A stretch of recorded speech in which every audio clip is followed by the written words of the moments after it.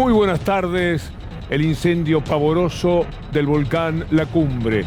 La lava que va por sus laderas hacia la costa con un espesor en algunos casos de más de 10 metros. Esta pequeña isla que se llama La Palma, zona muy volcánica. Esto ocurre frente al Cuerno de África, es decir, al noroeste de África y al sudoeste de España. Pero sobre todo está referido este grupo de islas al sector africano, como que la placa de abajo del mar es una continuidad del África. Ahí en esa zona volcánica, la explosión brutal, tremenda, del volcán La Cumbre.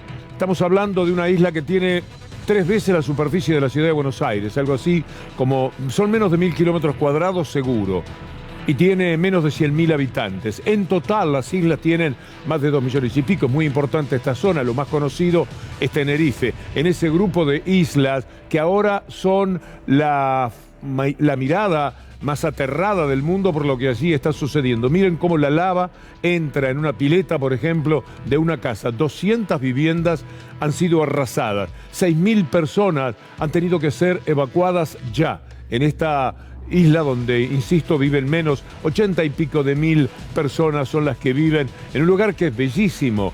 Vive poca gente, si se quiere, pero pasan millones de turistas cada año por esta zona de Canarias, por Tenerife, La Palma, Lancelot o Lanzarote, como usted prefiera, nombres de las distintas islas que componen esta zona de Canarias, ahora bajo este drama tremendo de tener que afrontar la erupción del volcán La Cumbre. Esta imagen de cómo entra en una casa, lo devastador que resulta, es altamente demostrativa de qué es lo que se está padeciendo en estos momentos. Las pérdidas pueden estar por encima de los 500 millones de euros, seguramente más.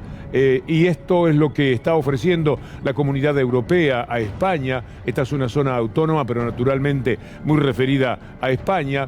Y se trata de ver cómo puede paliarse económicamente la situación devastadora por la que están atravesando estas islas, particularmente esta, que es donde se produce el tremendo insuceso de la erupción del volcán llamado La Cumbre.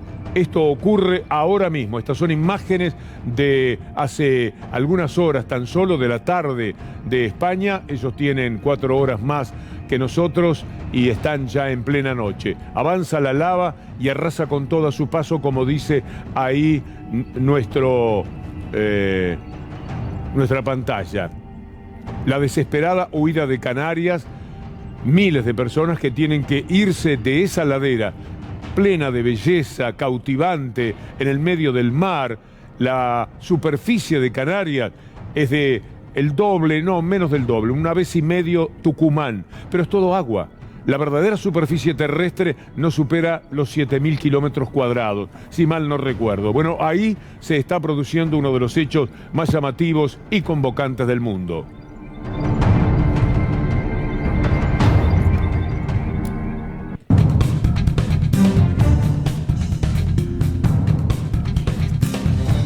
Alivio de primavera. ¿Quién está en línea? Me preguntaba porque sé que alguien va a estar en contacto. ¿Sandra? del Ministerio de Salud. Es que estamos a todo trapo, a toda máquina, como suele decirse. Sandra, muy buenas tardes. ¿Qué tal? Muy buenas tardes. Un gusto estar con ustedes. Igualmente, Sandra. Sandra ocupa el lugar que tenía Carla Bizzotti antes de ser designada ministra. Digo bien, ¿verdad, Sandra? Y la pregunta, más que nada, es un pedido, una descripción de las medidas que a partir de ahora se han adoptado para suavizar la relación con la pandemia.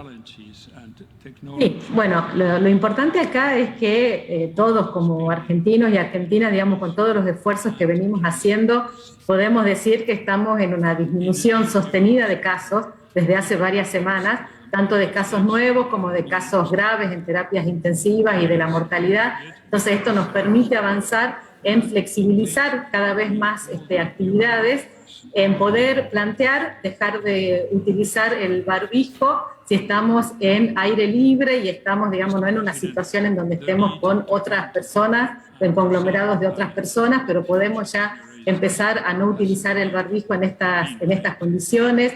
poder tener las reuniones sociales sin límites, siempre y cuando mantengamos la distancia, siempre y cuando tengamos ventilación, pero también que podamos disminuir, digamos, el aforo al 100% en actividades comerciales, culturales, religiosas, también teniendo estas medidas de cuidado.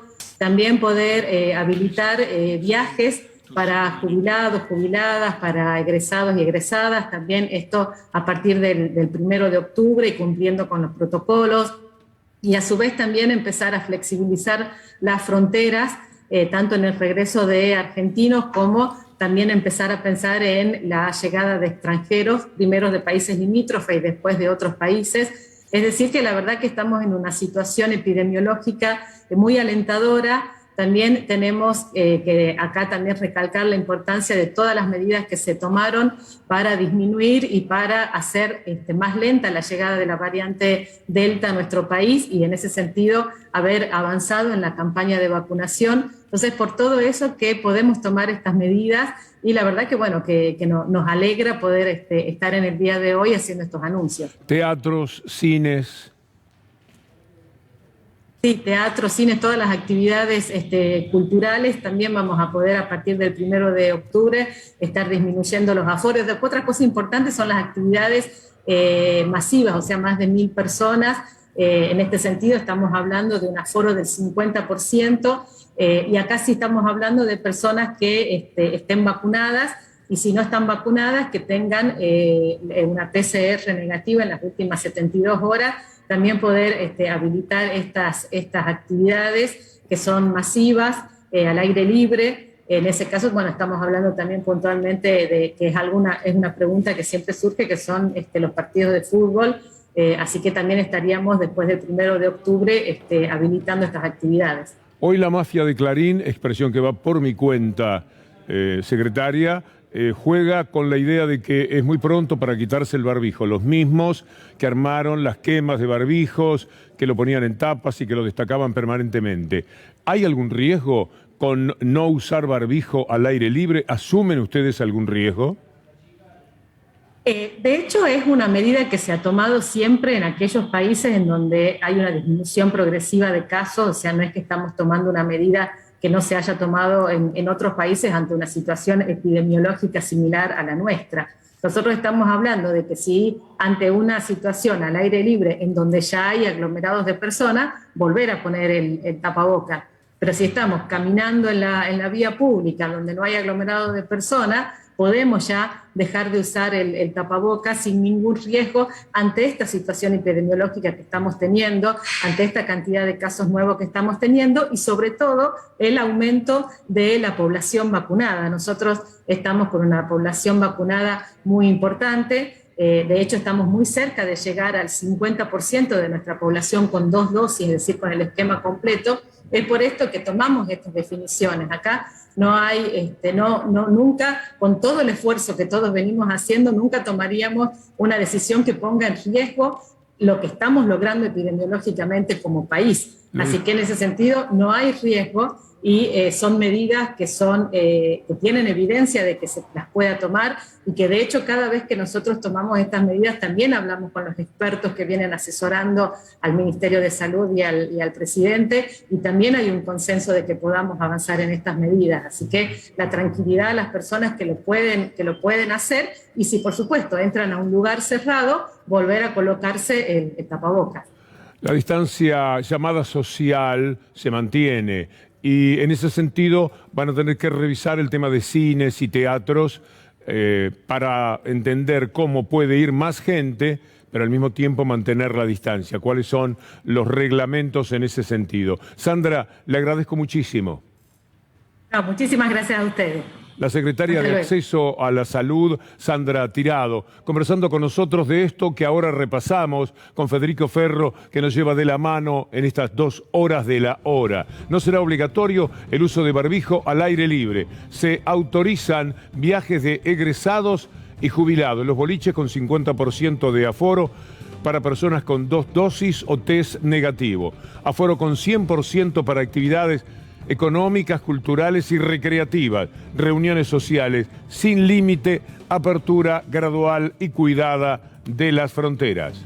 Sí, habría que aclarar el tema del barbijo a partir de cuándo, porque hay una discusión si es a partir de hoy o a partir del 1 de octubre. Lo digo porque estaba escuchando en las radios y la gente confundida, porque muchas medidas son a partir del 1 de octubre, pero tengo entendido que el tema del barbijo es a partir de hoy.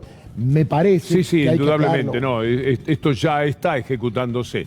El barbijo nos lo podemos quitar al aire libre hoy mismo. Esta es la disposición tal como la entendemos y me parece que no hay otra lectura posible, aunque la pregunta pueda formulársela a alguien, dado que las medidas, por ejemplo, con respecto a los extranjeros o a los que vuelven al país, rige a partir del 1 de octubre. Tal cual. Y el otro tema de los estadios de fútbol, que es muy importante porque va a haber reunión mañana las autoridades con la gente de la AFA y de la Liga Profesional de Fútbol, porque el tema de las 2 vacunas, ¿cómo se controlará eso? Hay que ver un protocolo. Van a ir con el certificado, quién lo va a pedir, y los clubes de fútbol grandes, sobre todo, que tienen muchos socios, obviamente tienen que dejar a la mitad afuera, y están negociando ese tema. Recordemos que el primer partido que se viene después del 1 de octubre es el clásico River-Boca, y River tiene más abonados que la capacidad de la cancha. La cumbre está que arde.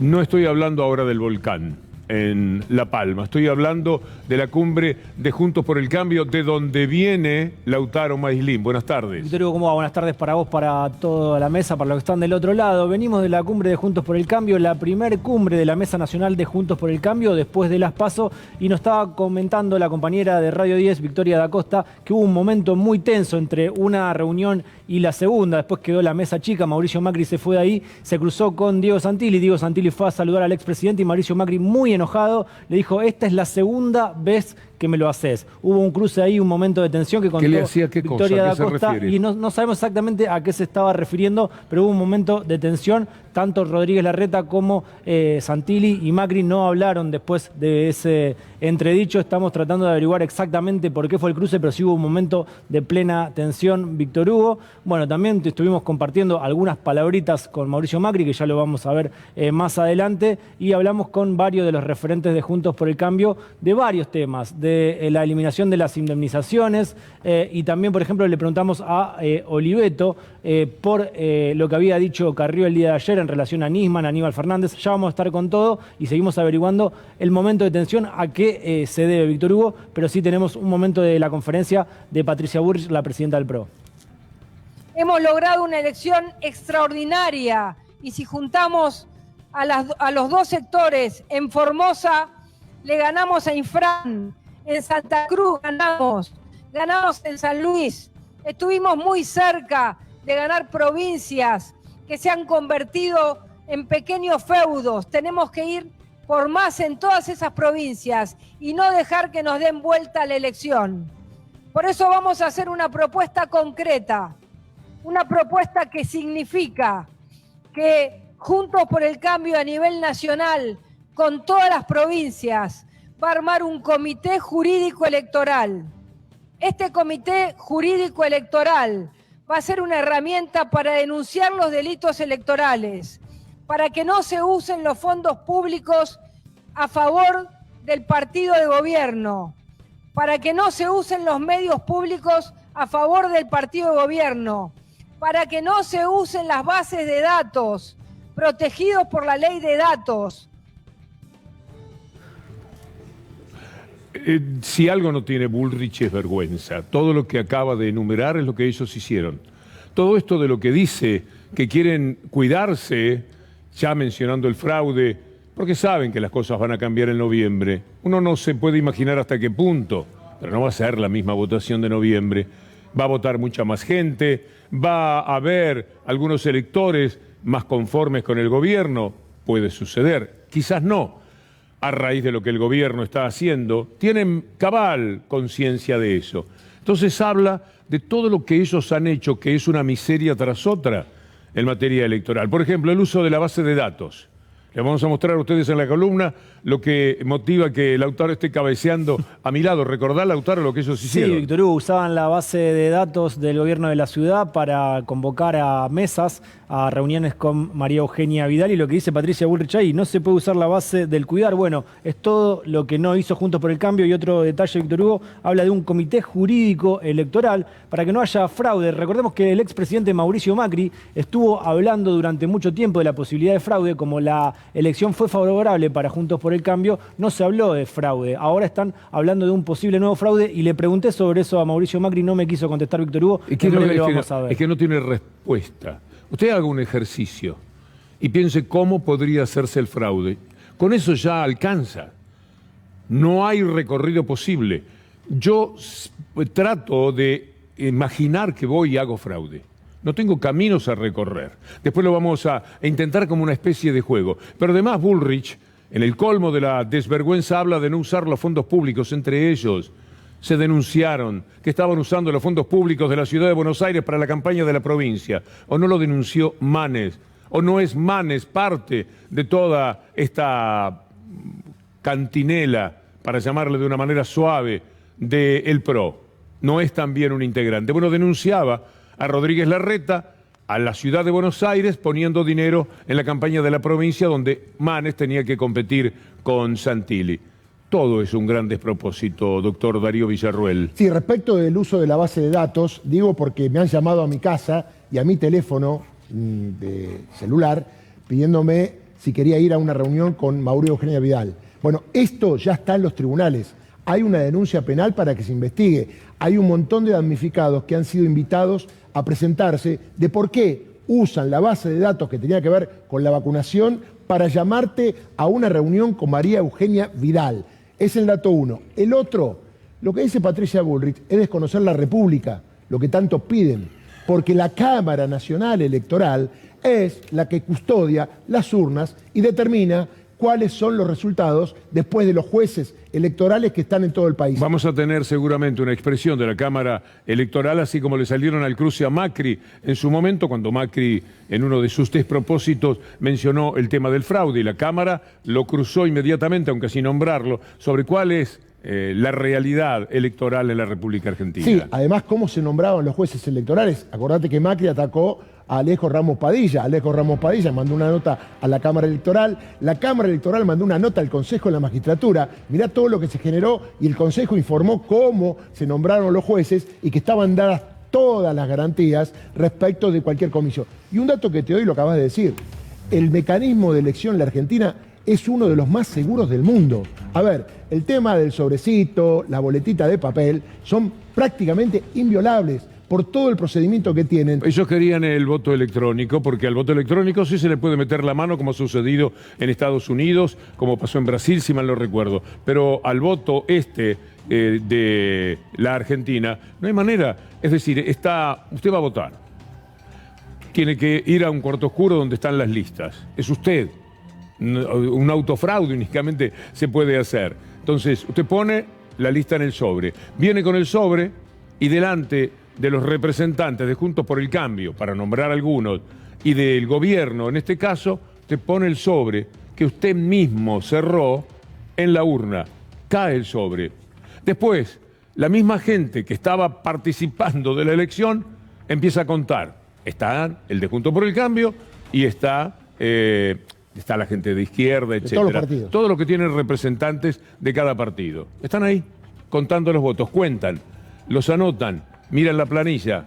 ¿Estamos de acuerdo? Está 88 a 86. ¿Es este el resultado? Sí, señor. Ponemos la firma, sí, firman. Y mandan el telegrama que corresponde con la cantidad de votos.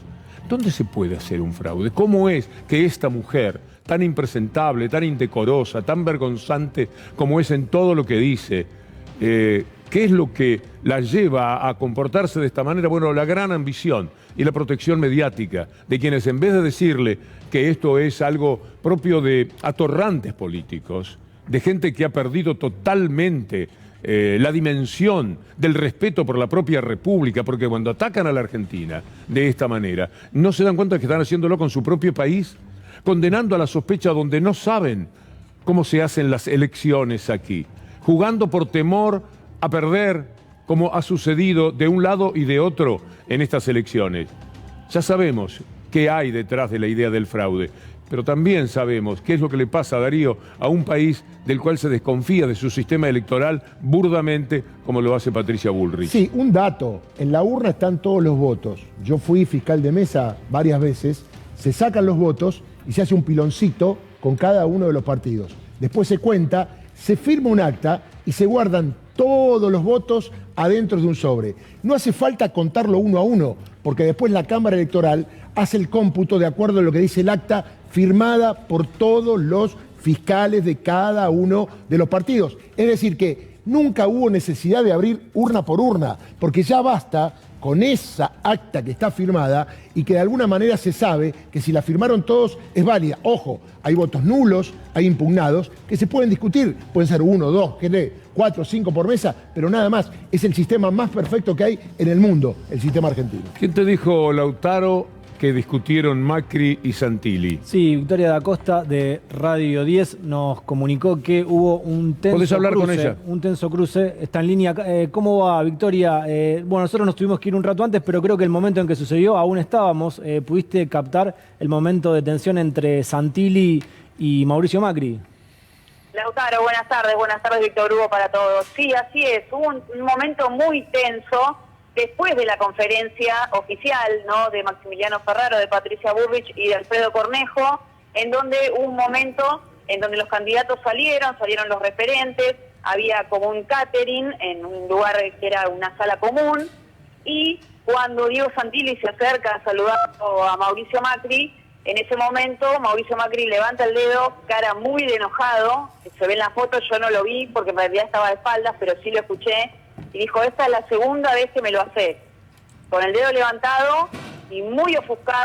Y después de esa reacción, Mauricio Macri se retiró, obviamente sin hacer declaraciones, y Diego Santilli ingresó al recinto del Hotel NH, donde se hizo la Mesa Nacional de Juntos por el Cambio, y donde hubo una reunión privada, donde se conversaron, bueno, un montón de temas, entre ellos los pasos a seguir para las próximas elecciones. Pero este momento lo vimos muchos, lo vimos los que estábamos ahí, no fue en ningún lugar privado, no fue apartado, fue justo donde estaban los periodistas y, por supuesto, las personas que podían acceder al catering o a ese digamos, recinto que separa en el hotel lo que es el salón donde estaban los referentes y el salón de la prensa, con lo cual fue público, hay fotos, después seguramente van a salir al aire. Lo que pasa es que el colega me las mostró, él tiene una cámara profesional, no nos pudimos pasar la foto, pero dijo que las iba a publicar. La cara de Macri era tremenda, con los ojos bien abiertos,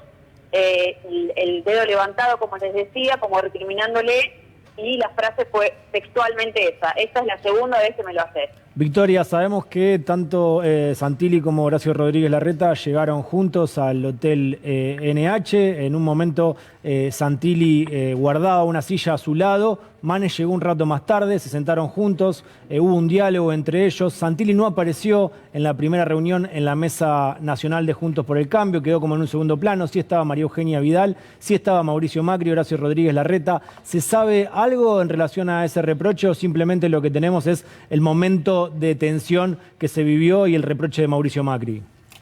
No pudimos acceder a ninguno de los dos porque después intentamos hablar con Horacio Rodríguez Larreta, intentamos hablar con Mauricio Macri, dijo que no iba a hablar. También Diego Santilli en un momento salió mientras estaba dando la reunión, se fue rápidamente por el ascensor, lo llamamos, pero bueno, ninguno de los tres dio declaraciones y le queríamos preguntar justamente por este momento. Victoria, lamentablemente no. Sí. Da toda la sensación de que Macri quería que esto trascendiera, porque él sabía que estaba rodeado de periodistas como vos, que sin verlo pudiste oír lo que ahí sucedía. Fue deliberado de parte de Macri. Vamos a esperar las próximas novedades, la fotografía que mencionás, que describiste, yo ya creo haberla visto, tengo esa sensación. Muy buen trabajo, muchas gracias. A ustedes, hasta luego. Victoria da Costa de Radio 10 con este informe. Pero volvemos a Lautaro, ¿por qué? ¿A dónde vamos a ir ahora? Sí, Víctor Hugo, habló Elisa Carrió, vamos a analizar diferentes segmentos de la entrevista que dio el día de ayer, pero seguimos con esta especialidad que hay en los canales vecinos en la grilla de diagnosticar a distancia. Habló de Alberto Fernández, lo escuchamos. Que Alberto no maneja la ira. ¿Alberto también? No maneja.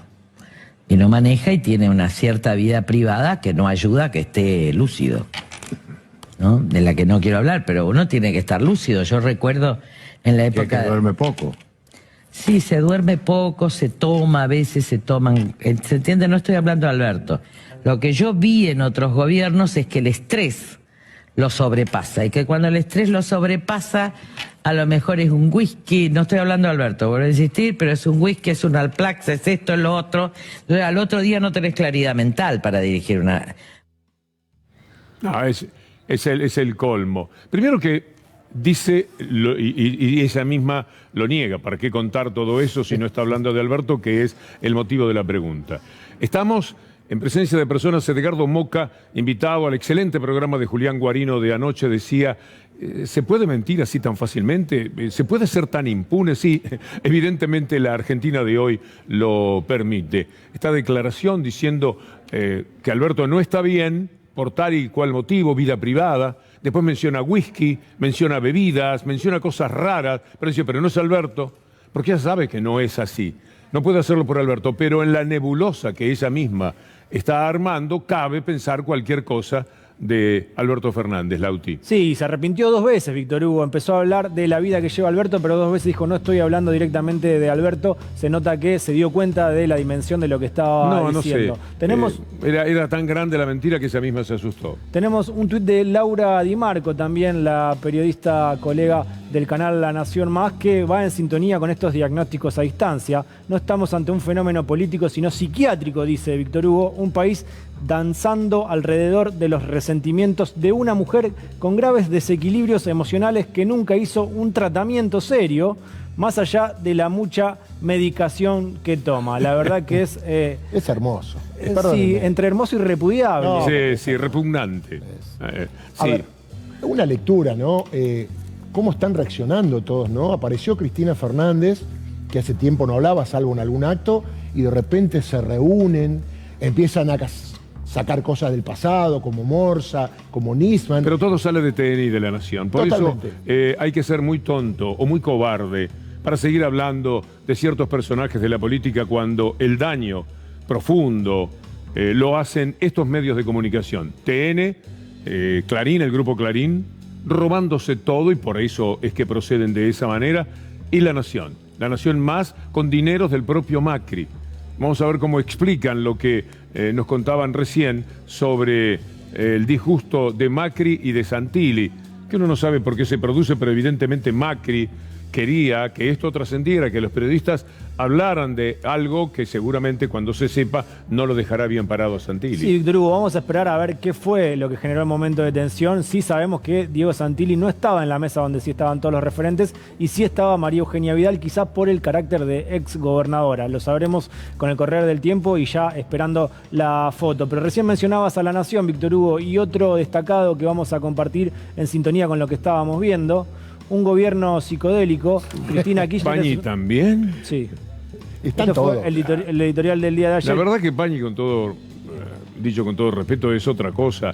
Le caben muchas de las generales de lo que pensamos de lo que llamamos ellos, pero es más inteligente, ¿no? Que... Totalmente. Sí, tiene otra pluma, diríamos, ¿no? Sí, eso juega otro campeonato. ¿Qué dice? Cristina Kirchner es una persona exasperada por la derrota. Para los Kirchner el poder es una dimensión medular de la vida. ¿Es necesario pasarles lo que dijo Kirchner cuando perdió en el 2009 o lo que dijo Cristina Fernández cuando perdió en el 2013?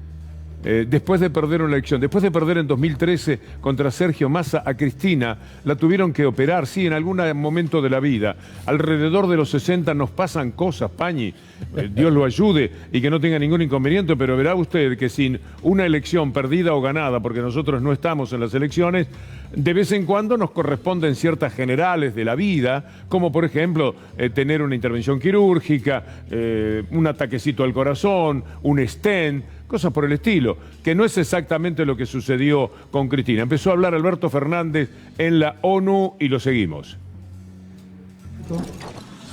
Y la pandemia del COVID-19.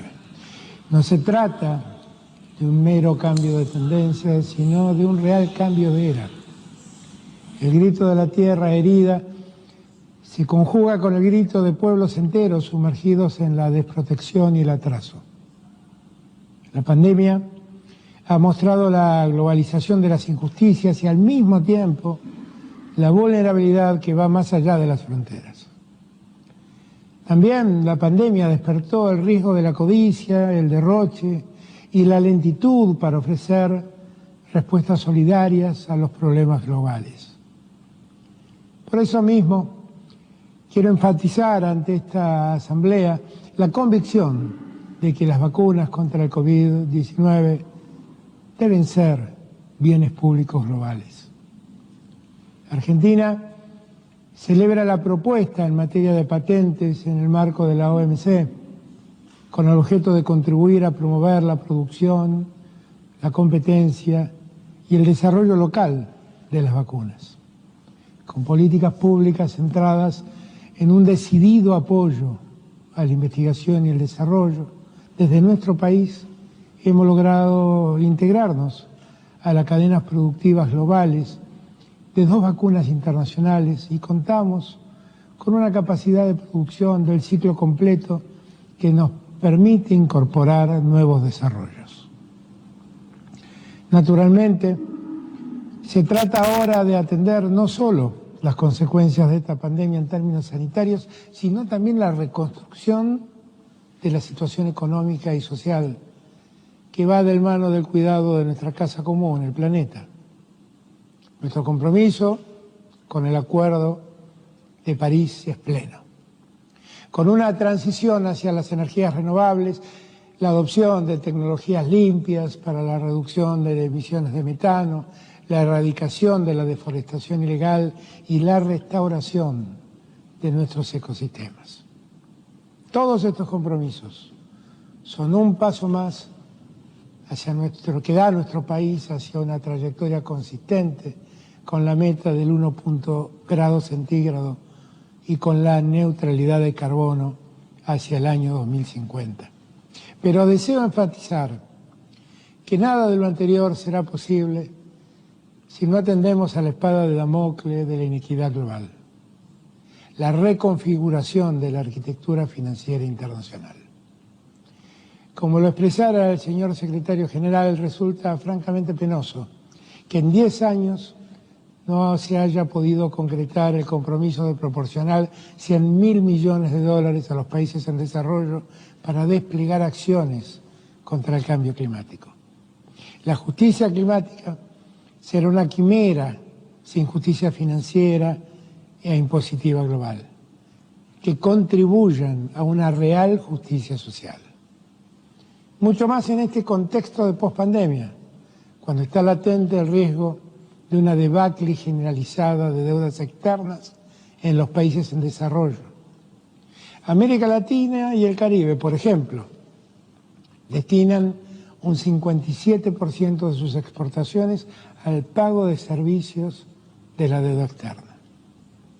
Menciono este tema de la deuda externa con particular dolor desde Argentina, un país que ha sido sometido a un endeudamiento tóxico e irresponsable con el Fondo Monetario Internacional.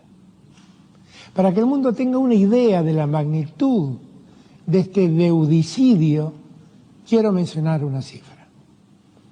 Los recursos aprobados por el Fondo Monetario Internacional a la Argentina en esta deuda insostenible fueron de 57.000 millones de dólares. El equivalente a todo lo que el organismo desembolsó en los años de la pandemia con destino a 85 países del mundo. Lo reitero, nos dieron en tan solo un año prácticamente la misma suma de todo lo que le dieron en el año de la pandemia a 85 países del mundo.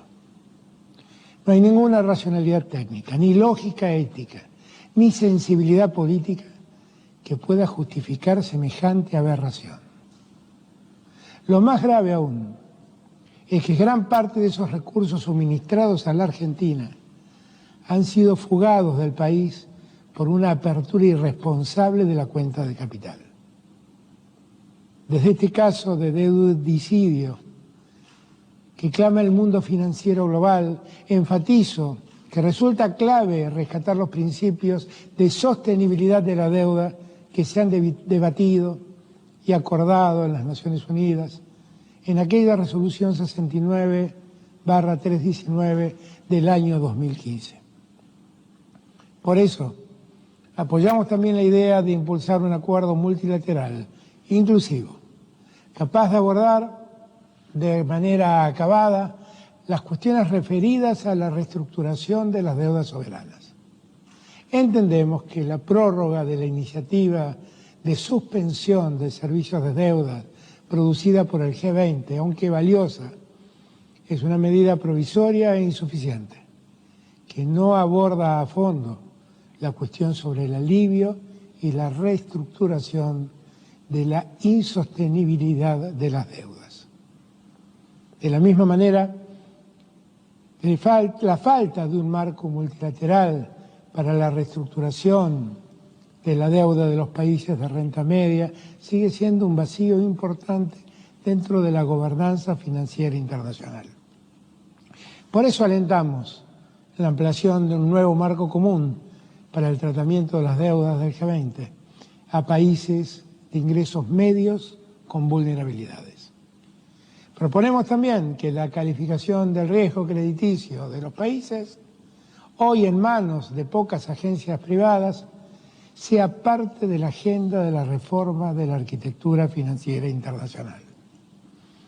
El cambio, aunque sea difícil, no es imposible. Celebramos la ampliación y distribución de los derechos especiales de giro del Fondo Monetario Internacional, iniciativa que ha abierto la puerta para una esperanza. Lo que un año atrás era impensable, hoy es una realidad. Esta emisión debe dar lugar a un gran acto de solidaridad ambiental, que incluya a los países de bajos ingresos y a los países de renta media con alta vulnerabilidad climática y financiera. Un pacto que permita extender los plazos para atender los pagos de los endeudamientos y la aplicación de menores tasas bajo las actuales circunstancias de estrés financiero, sanitario y ecológico. Debemos impulsar sistemas de financiamiento sostenibles que promuevan mecanismos de pago por servicios ecosistémicos y el concepto de deuda ambiental. El canje de deuda por clima es otro paso virtuoso que debemos dar. La capitalización de los bancos multilaterales de desarrollo, apalancando recursos a partir de los aportes. El mensaje de Alberto Fernández ante la ONU, lo más destacado hasta este momento, es cómo describió la forma en que se tomó la deuda por parte de la Argentina con el Fondo Monetario Internacional. El repaso que hizo, breve, sucinto, por la necesidad de poner todo en 15 minutos, es altamente demostrativa por sí sola del disparate, del mamarracho, del horror económico que le trajeron a la Argentina aquellos que hoy estaban reunidos en una especie de cumbre de oposición fraudulenta en la medida en que hacen fraude hablándole a la gente de fraude. Porque eso es defraudar a la República. Eso es pasar por alto a todas las virtudes que puede tener la República Argentina. Entre otras, la de una posibilidad de tener elecciones que nadie discuta. Las elecciones con voto electrónico, que eran la que ellos querían, porque tenían ya compradas las máquinas, por dicho sea de paso, para ellos todo es negocio, en Corea, todo eso que tenían ya armado, sí que podía ser vulnerable. El tipo de voto que tiene la Argentina, no hay manera. Piense usted, a lo mejor puede desarrollar algo más mágico que nosotros, que hemos hecho el recorrido lineal de cómo se vota en la Argentina y la imposibilidad que hay de cometer un fraude cuando están en la mesa de votación los representantes de todos los partidos. Recibimos a Gonzalo Camargo, con mucho gusto, desde la Sociedad Argentina de Emergencia. Bienvenido, Gonzalo. Buenas tardes, un gusto estar con ustedes. Un saludo. Muchas gracias. Las medidas que se tomaron, algunas de ellas generan algunas preguntas. Por ejemplo, el barbijo nos lo podemos quitar al aire libre desde hoy. Al barbijo nos podemos quitar al aire libre a partir de hoy. Es una posibilidad es una nueva propuesta, es un nuevo compromiso, ¿no? Porque no significa que la pandemia terminó, no significa que nos tenemos que dejar de cuidar, sino que el barbijo hay que dejarlo en el bolsillo, hay que llevarlo en la cartera, hay que dejarlo en el auto, porque cada vez que nos vamos a encontrar con una persona y no vamos a mantener la distancia, lo vamos a tener que usar. Bueno, cada vez que vamos a tener que ir a una fiesta o a entrar a un lugar cerrado, lo vamos a tener que usar, a un negocio lo vamos a tener que usar. Tenemos que hacer un chequeo, Gonzalo, porque ahí está diciendo, dato que tiene también el equipo de producción, que sería el 1 de octubre. Que se deja el barbijo de lado. Lo que pasa es que el DNU termina el 30 de septiembre. Entonces, la ministra lo anunció a partir de hoy y se puede a partir de hoy ya liberar el uso del barbijo. Es a partir de hoy. Sí. Es decir, tenemos que corregir. Ahí de eso estamos seguros. Gonzalo, le pregunto a quién tiene que saber bastante más que nosotros. Te dije que había una gran polémica. Uno venía al canal escuchando las radios, si era a partir de hoy o a partir del 1 de octubre. Y en realidad hay una gran discusión. Y yo lo escuchaba a él porque hoy le hice una nota en la radio, estaba muy enojado, porque algunos medios vendían como que esto ya era viva la pepa. Ya está, se acabó la pandemia. Y estaba re enojado, ¿no? Enojate otra vez, ¿no? No, claro, porque lo hablaban como una medida electoralista más, dentro de un paquete de medidas. Y la idea es que, al contrario, es una nueva meta, una nueva propuesta hacia la sociedad, una nueva responsabilidad.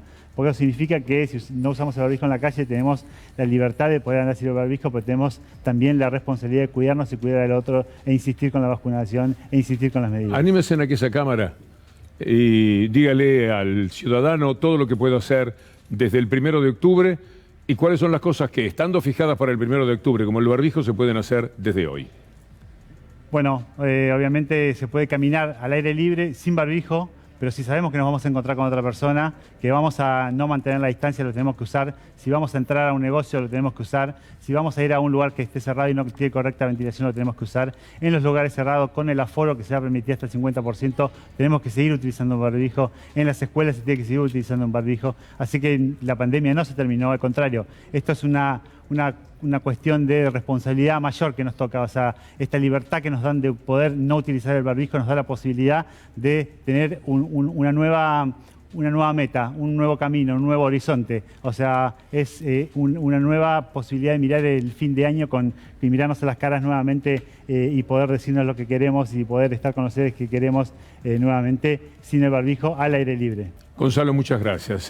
No, Gonzalo Camargo es de la Sociedad Argentina de Emergencia. Tenemos que ir a la pausa con mucho dolor en mi alma. Conozco hace muchos años a uno de los grandes artistas plásticos argentinos, el pintor Jorge Rivara, que ha fallecido en la jornada de hoy a los 92 años. Un ser humano excepcional y un artista, bueno, fue alumno de Joaquín Torres García, para mencionar un ejemplo de quiénes fueron sus maestros, y él ha sido un maestro de decenas de magníficos pintores argentinos. A su familia, a sus seguidores, entre los que me cuento, cuadros como este definen el talento, la sensibilidad, el arte de Jorge Rivara. El velatorio es en Centenario Uruguayo 1101, solamente de 18 a 21 horas. Allí estaremos naturalmente acompañando a Marta, su hija, a la familia en general de Jorge Rivara.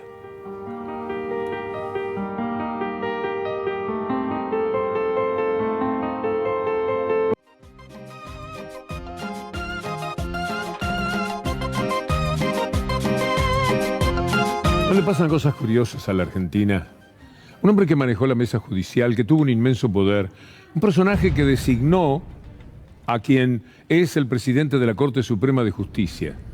Cuando la justicia quiere hablar con él a través de una jueza que se llama Servini de Cubría, él se fuga, sabiendo lo que se viene, y se va a un país que está aquí al lado, a Uruguay.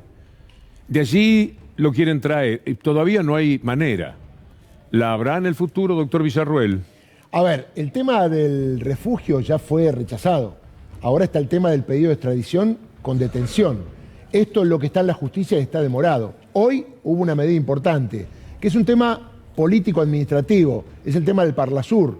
Este señor representa a la Argentina, estando prófugo en el Parlasur. Hoy fue el momento del alegato. Lo bueno es que fue con su abogado, el doctor Ríos, y expuso que el motivo por el cual está en condición de prófugo es porque en la Argentina hay una campaña en su contra de persecución. Claro está que en la Argentina hay Estado de Derecho, hay división de poderes. No es un pedido político del presidente de la Nación, es una denuncia penal de gente, los dueños de este medio, que fueron perseguidos y que lo denunciaron como corresponde en una causa penal que está caratulada Mauricio Macri y otros, extorsión y asociación ilícita. Bueno, hoy dijo eso, ahora van a analizar lo que dijo, porque no quiere ser expulsado de Parlasur, y después se va a resolver de acá a 15 días si la mayoría del Parlasur, como creemos que va a suceder, obviamente lo va a expulsar. No se entiende cómo todavía está este tipo en ese lugar. ¿Y por qué no se entiende? Porque él no iba a ser detenido, él fue convocado a indagatoria y él mintió a la justicia. Le dijo, yo me voy a Uruguay y voy a volver. Ese elemento es contundente para saber que estaba engañando al Poder Judicial de la Argentina en representación, en este caso, de María Servini. Y para saber que queda preso cuando venga a declarar. Ahora sí, es porque decir, él se puso en ese... Él puso los elementos que permitirían que si lo encuentran candidato al procesamiento, puede ir preso. Claro, y además podía haber pedido la exhibición de prisión. Seguramente le iban a decir que sí, con una caución, porque hasta ahora en esa causa Servini de Cubría indagó a un montón y todos están libres. Todos están esperando que se resuelva el procesamiento o no, porque hay una ronda de indagatorias. Pero algo interesante que decías vos, Víctor Hugo. Vos dijiste, este señor puso por decreto al presidente de la Corte, Carlos Rosenkrantz.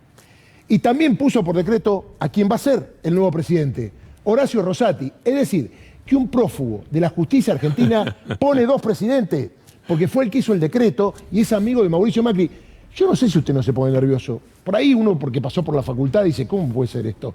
De acuerdo a lo que le enseñaron. Pero es una barbaridad. Nadie dice nada. El Poder Real no dice nada. Los medios hegemónicos no dicen nada.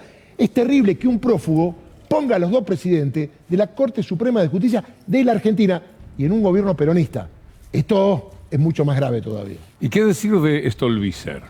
Bueno, Stolbizer apareció porque en esta movida todos sacan la cabeza y empezó a criticar a Aníbal Fernández, por ejemplo. Está de moda criticar a Aníbal Fernández. Y recordemos, yo estuve buscando, que ella se presentó en un montón de causas como amigo cural, que es amigo del tribunal. En todas causas que eran contra funcionarios kirchneristas. Después se retiró, pero cuando ella presentaba un escrito junto con Elisa Carrió, porque firmaron varios escritos y varias denuncias, en las justicias muchos jueces y fiscales decían, ojo, a Stolbizer y a Carrió no le podemos decir que no, pero escuchemos. Fabián de Sousa y Cristóbal López, sobre todo, se cansaron de hacer negocios con el Estado a través, obviamente, de no haber pagado impuestos.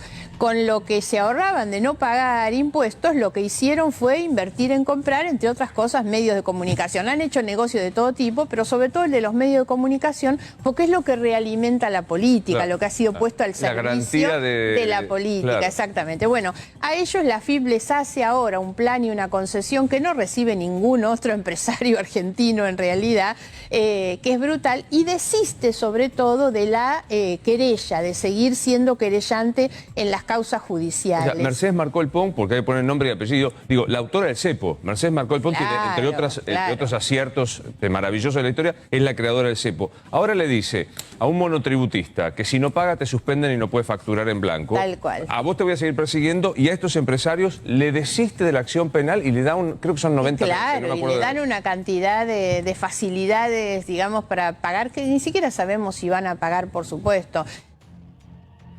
Qué tristeza que creo que ambos son abogados, ¿no?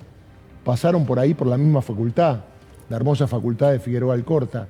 A ver, lo que quiere la FIP es cobrar.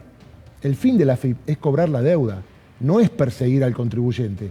Y cuando van a cobrar la deuda, no hay ningún motivo para seguir en una querella criminal, en una causa donde los invito a que vayan todos los jueves, hace más de 2 años creo, se están probando todos los jueves que fue una persecución armada por el señor Abad, que era el titular. Después vino Cuccioli.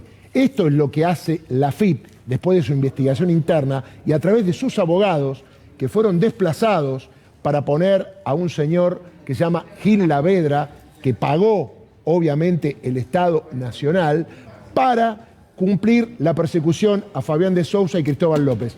Todo esto se cae porque mañana hay una audiencia, mejor dicho el jueves, donde el fiscal va a tener que acusar. A lo mejor acusa y pide pena de prisión, pero eventualmente los que resuelven son los jueces que vieron durante todos estos años desfilar al Conadamón, por ejemplo, a gente de la AFIP, diciendo que no entendía muy bien el motivo de la denuncia y que además había un grupo que se había señalado que estaba directamente armado para perseguir al grupo Indalo. Y otro dato, perdóname, ¿de dónde sacaron que era para comprar medios? Esto se instaló también. No era para comprar medios. Se compraron los medios con dinero que tenía el grupo. No es que con esa plata se compró medios. Se compró medios con nuestro dinero. Digo porque esto se instala de que era plata para comprar medios y utilizarlos políticamente. ¿De dónde saca Stolbizer esta barbaridad? De la necesidad de aparecer en televisión. Después se queja cuando dice, por ejemplo, en el caso de TN, nunca más me llamaron cuando tenía para decir cosas importantes, es decir, planes, propuestas. Las llevan para denunciar, las llevan para decir estas brutalidades, estas bestialidades. Lo imperdonable de Stolbizer transcurrió cuando, no conforme con ir por celos, por envidia, por impotencia, contra Cristina Fernández de Kirchner, fue contra la hija, contra Florencia Kirchner. Stolbizer la enfermó a esa joven, a una chica que cuando ocurrían todos los episodios que denuncia era menor de edad, era una chiquilina, que no tiene claramente nada que ver con esos episodios. Así hubiera algo, que no lo hay, pero supongamos que lo hay. Ir contra una hija, ella que también es madre, es de una crueldad, y todo por una cuestión política y por hacerle el gusto al canal de la mafia, donde ella se ha sentido tan cómoda. ¿Nunca le informaron de las cosas que hace Mañeto a Stolbizer? ¿Nunca le han dicho lo que hace Macri o lo que han hecho cada uno de los integrantes del PRO? ¿Está tan mal dateada? Tenemos que hacer una pausa, ya venimos.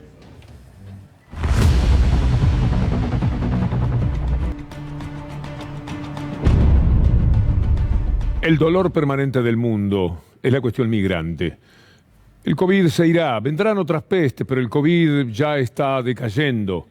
Por lo menos esta es la sensación que tenemos hoy día en la Argentina. En el mundo hay previsiones y en la Argentina a todo tiempo nos están diciendo cuidado, no se relajen, no piensen que esto está absolutamente resuelto. Pero la situación es completamente distinta. En cambio, la cuestión migrante cada día es más dolorosa, porque duele en lo humano, duele en lo que significa un mundo tan pero tan egoísta y un mundo que no le va a encontrar solución nunca a este problema.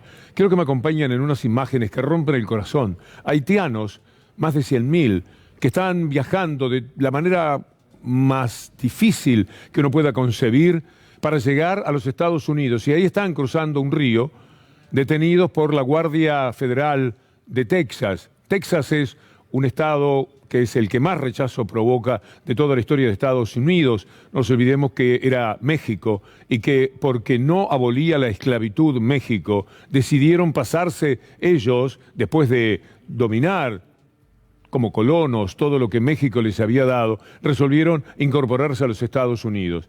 Todo esto se vive en esta migración tan pero tan terrible de quienes huyen del terremoto, de los terremotos, de la crisis humanitaria y sanitaria y económica y del hambre y de todo lo que padece Haití, el sitio más triste y que más duele en el corazón de toda nuestra América Latina. Estos drones están mostrando lo que es la magnitud de la crisis que viven los haitianos queriendo cruzar ese río para llegar a los Estados Unidos. Miren lo que la Guardia hace cuando los puede pescar, cuando los encuentra ya próximos a la otra orilla. De esta manera los persiguen, los hostigan, los castigan y los devuelven al río nuevamente. Así los empujan para que se vayan, para que se vuelvan. En este caso, ustedes vieron por las imágenes, son más de 10.000, pero en total son más de 100.000 los haitianos que se están moviendo. Escuchémoslos por un momento y usted no pierda pisada a lo que sucede en el mundo entero con la cuestión migrante. ¿Eres de allá, en México? ¡No! Hey, you use your women? This is why your country... Because you use your women for that. You go, that way. Estamos pasando súper mal, la familia le manda plata a nosotros y nosotros no podemos comer, tenemos niños y sin pañales, mira. Ahora tengo que cruzar al lado mexicano con la plata mojada para poder ir a comprar algo para el niño y no tenemos nada ya, no podemos comer. necesito ayuda con lo que está pasando con nosotros allá. Con el 0,01% de lo que se gasta en cualesquiera de las guerras que se quedan al mundo se puede solucionar. Se puede hacer vivir a los haitianos de otra manera, como para que ni siquiera tengan ganas de irse a otro país. 12.000 migrantes haitianos son los que en este momento están tratando de cruzar Estados Unidos, pero los que se mueven como migrantes son hoy día más de 12.000. Un mundo, más de 100.000 quise decir, un mundo atroz el que habitamos. Se hace invivible, se hace muy duro, muy pesado en el corazón, en el alma, para quienes los tienen, naturalmente, para esa gente que a caballo perseguía de esa manera a quienes trataban de llegar a un lugar donde piensan que van a poder comer, que van a poder tener otro tipo de vida. Es muy duro, es muy ingrato. Vamos a escuchar a Guterres de la ONU en esto que hoy motivó la presencia también de Alberto Fernández, la presencia virtual, hablando de todos los males y desgracias por las que está atravesando el mundo. I'm here to sound the alarm. The world must wake up. We are on the edge of an abyss and moving in the wrong direction.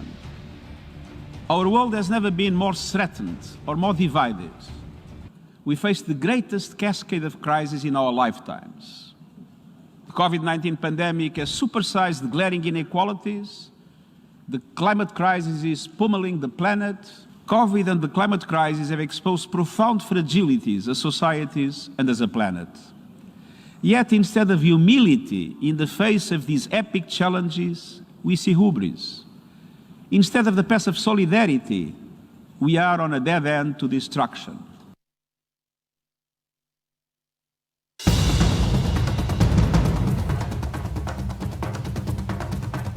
Y en medio de la tragedia, lo patético, lo risueño, lo disparatado, lo Bolsonaro del mundo. Miren lo que pasa en Nueva York por la presencia del presidente de Brasil, las campañas que se hacen de repulsa a un personaje que ciertamente lo merece. Acompáñanos con estas imágenes de lo que, con la palabra mentira, Bolsonaro, se dice con esos camiones que van llevando la fotografía de Bolsonaro y lo que quieren decir, total perdedor, y cuanto etcétera uno pueda imaginar, allí en la zona de Wall Street, hablando de Bolsonaro. Ahora vea esta noticia que tiene que ver con el personaje al que tiene la cabeza quemada, y esto es más que una metáfora, es una realidad. La Amazonia alcanzó su peor nivel de deforestación en 10 años. En agosto pasado fueron destruidos más de 1.600 kilómetros cuadrados de bosque. Estamos hablando de 8 veces la ciudad de Buenos Aires, un 7% más que en el mismo mes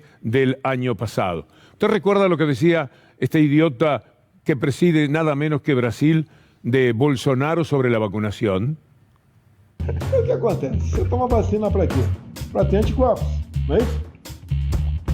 A minha taxa de anticorpos está lá em cima. Ana, o senhor está falando. Não, eu te apresento o documento. Eu vejo. Eu estou com 991. Os médicos aqui que fazem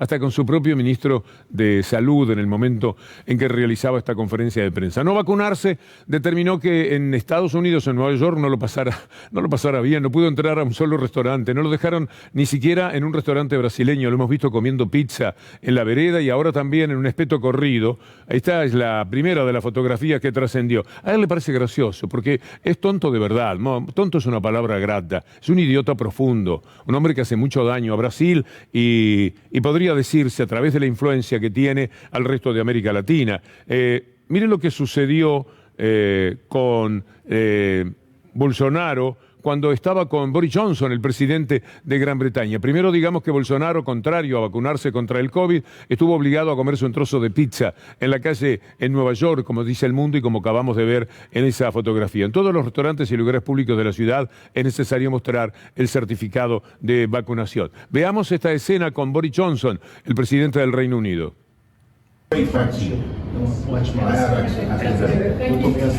Thanks everybody. Get AstraZeneca vaccine. I have points.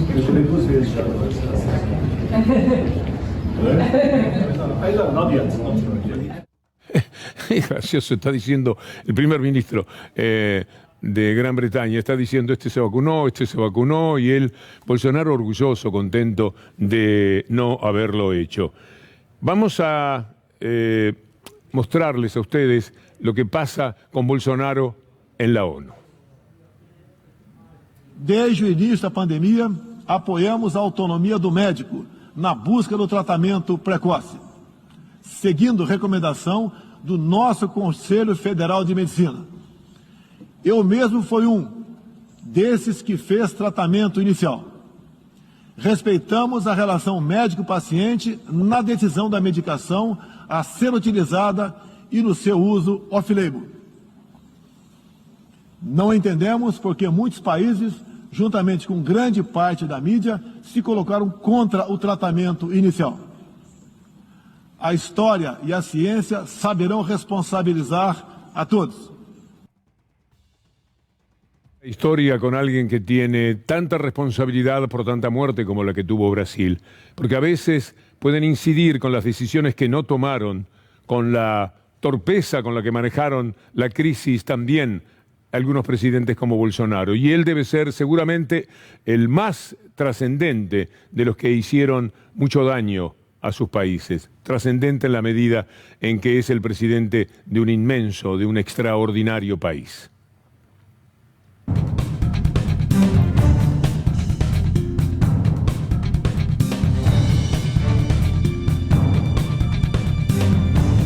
¿Y qué tenemos ahora? A lo Bolsonaro, es decir, al espíritu con el que Bolsonaro nos habla cada día, ahora desde la ONU. Bueno, tenemos a la mafia de Clarín, de Mañeto, ahora abocados a traernos alguna sospecha de que no está bien dejar de usar el barbijo.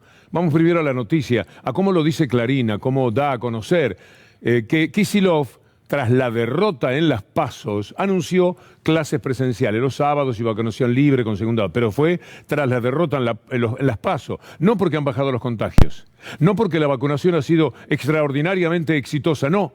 Como se perdió en las elecciones, toman las medidas ahora. ¿Para qué se vacunaba la gente? ¿Para qué se hizo todo el esfuerzo de traer millones y millones de vacunas a la Argentina? Justamente para llegar a una situación en la que la cantidad de contagios no fueran 40 o 50.000, sino que fueran 1.800 algún día, un bendito día, diremos ningún contagiado. Ya hay algunos hospitales que nos mandan comunicados hace 24 horas, hace una semana, que no entró ningún enfermo por COVID, porque la situación ha cambiado, y como ha cambiado, ahora sí se pueden tomar las medidas que ellos han combatido permanentemente en el pasado, cuando el barbijo fue extraordinariamente necesario en cualquier parte del mundo. Primero les va a responder Kicillof. Así que segunda dosis libre para mayores de 50, trabajadores de la salud, personas gestantes, inmunodeprimidos en toda la provincia. Abrimos de nuevo los comedores escolares, pero continuamos con los módulos alimentarios durante el mes de octubre y refuerzo escolar para todos los chicos y chicas con más presencialidad que la que había antes, poder recuperar los contenidos. El resultado de este inmenso esfuerzo, tenemos una caída sistemática de los casos, la cadena de causalidad es vacunas, menos casos y entonces más aperturas. Pero ¿qué dicen Clarín y La Nación? Lo que acabamos de leer. Pero dicen todavía más cosas referidas al barbijo. Veamos estos títulos. Chau tapabocas. ¿Está bien dejar de usarlo en la calle en este momento de la pandemia? ¿Qué momento de la pandemia sino el de la menor cantidad de contagios en toda la historia de la pandemia? Pero ellos juegan con esto ahora. Es decir, lo contrario. Vea cómo lo hace La Nación. Adiós al barbijo. ¿Una medida adecuada o algo anticipada? Funcionan como una mafia. Son un grupo gángster de la información, son ampones mediáticos que se comportan de esta manera. Mire lo que Sande Olsevicki dice respecto a los motivos por los cuales se pueden tomar este tipo de medidas. 1.400 camas de terapia intensiva ocupadas por pacientes con coronavirus en Argentina. Estos valores solo los vimos en pleno ascenso de la primera ola, hace mucho tiempo. En el verano, nuestro anterior mejor momento, el mínimo, fue de 3.262, más del doble de los valores actuales. Mire la ocupación de camas, siga nada más que el cuadro y vea el descenso que se produce hacia su derecha. Allá tenemos el pico, la cumbre de todo lo que se utilizó en materia de camas para enfermos de COVID. Mire cuál es la ocupación que tenemos ahora. Pero puede hablar la gente de Mañeto, ¿Puede decir algo, Clarín o La Nación, sobre el tema de los barbijos? ¿Usted se acuerda la campaña que hacían en contra del barbijo? ¿Cómo favorecían la quema de barbijos? ¿Cómo lo promocionaban? Vayamos a estas imágenes. Ahí están quemándose los barbijos. Tenemos también un destacado sobre la información de lo que hacían en aquel momento y valdrá la pena compartirlo con ustedes. Estas imágenes son de la quema de barbijos inspirada por estos medios de comunicación que ahora se preguntan, cuando hay menos de 1000 contagiados en muchas de las jornadas, por suerte y gracias a Dios, se preguntan, ¿estará bien a esta altura de la pandemia dejar de usar los barbijos? Es decir, juegan en contra, porque por ahí un día, por algún motivo, aumentan 2 o 3 mil y dicen, ¿vieron? Esto es por los barbijos, juegan en contra. Yo tengo la convicción moral. Ahí está, video, quema de barbijos en el Obelisco. Mire la felicidad de Clarín para manejar estas informaciones. Si el gobierno no hubiera hecho cuarentena, la campaña de estos medios hubiera sido a favor de la cuarentena. Pero como le estaba dando mucho prestigio al presidente en aquel momento, ir a favor de la cuarentena, ellos estaban en contra. Y lucharon todo lo posible contra la cuarentena y también contra la vacunación. Y por supuesto, acompañados por una oposición descabellada, cada día peor. Para colmo ahora, sin poder medir claramente hasta dónde tienen que estar tan satisfechos en función del resultado de las elecciones, porque cuando hacen los números ven que no votó mucha gente y que además ellos también, en el PRO, bajaron la cantidad de votos que tuvieron a favor. No solamente bajó el gobierno bajó muchísimo más. Escúchela a Patricia Bullrich en una de sus tantas variadas insensateces. Juntos por el Cambio a nivel nacional, con todas las provincias, va a armar un comité jurídico electoral. Este comité jurídico electoral va a ser una herramienta para denunciar los delitos electorales, para que no se usen los fondos públicos a favor del partido de gobierno, para que no se usen los medios públicos a favor del partido de gobierno, para que no se usen las bases de datos protegidos por la ley de datos personales. No pueden utilizar los teléfonos que tienen en los vacunatorios, no pueden utilizar la base del IFE, no pueden utilizar la base de los planes sociales, no pueden utilizar la base de cuidar. Cada uno de nosotros tiene que ser un freno, un enorme freno al uso de los fondos públicos, porque eso es lo que van a hacer. Eso es lo que van a hacer. Todo definido en lo que los psicólogos creo que llaman proyección. Es decir, todo el daño que ellos han hecho a la democracia y a la república, y muy recientemente, como se lo vamos a demostrar a continuación, lo transfieren a lo que el gobierno podría llegar a hacer. Y entonces hablan de un fraude que es imposible de cometer en la Argentina. ¿Por qué no dicen cómo se hace el fraude? ¿Por qué no explican cómo sería la manera de convertir en un fraude una elección? ¿Cómo se puede dar vuelta un voto? ¿Cómo se podría gestionar esto? Con representantes de los partidos políticos en la mesa donde uno va a votar. Con la ida atrás de un biombo donde están todas las listas y es uno mismo. Por supuesto, el que elige la lista la pone en el sobre y lleva el sobre y lo pone en la urna. Lo están mirando todos los integrantes de la mesa. ¿Cómo se fraude hasta ahí? Pero sigamos ahora y digamos que cuando se termina la hora de la elección, sacan todo de la urna y todos están mirando cómo cuentan los votos. Y cuando ponen 80 a 70, el resultado que sea, firman todos. Pasa el papel por todos los que han visto cómo se hizo la elección en la urna. ¿Dónde se puede establecer un fraude? Si después está la posibilidad de ver voto por voto, además de lo que son la recepción y el conteo de los cables. Es inadmisible que le digan esto a la gente, pero juegan con la imbecilidad. Como siempre, juegan con la mala fe, porque ellos son artistas de la mala fe. Es un problema de la derecha en el mundo entero. Tenemos varios imbéciles como Trump, etcétera, hablando de fraude por el mundo. Election, but we can't play into the hands of these people. Estamos convencidos de que la elección no sucedió, Tenemos todo el derecho a pensar que acá hay pergeñada una asociación ilícita para hacer un fraude y vamos a hacer la denuncia penal correspondiente. This is an embarrassment to our country. Las elecciones en Venezuela, la oposición está denunciando fraude. Entonces, los gritos son fraude. Hemos asistido durante estas semanas a la mayor y más burda estafa electoral de nuestra democracia, ante un fraude electoral.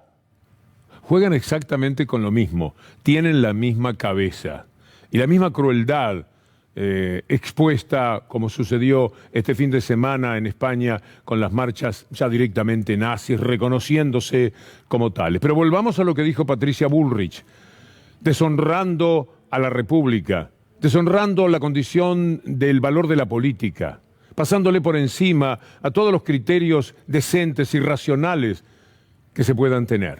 Vamos a ver, por ejemplo, cuando ella dice de fondos públicos, puede hablar, mejor vayamos a este tuit de Sergio Chousa, cuando decía respecto a la plata que se va a usar del Fondo Monetario Internacional, etcétera, para emitir más en la campaña, no entienden o no quieren entender, y explica cómo se da el tema del pago al Fondo Monetario Internacional. Buscan confundir, buscan enrarecer el clima económico. Mire esta noticia que da Clarín. Acompáñenos en lo que es el siguiente tramo, porque también quiero ir a mostrarle cómo hicieron con la base de datos.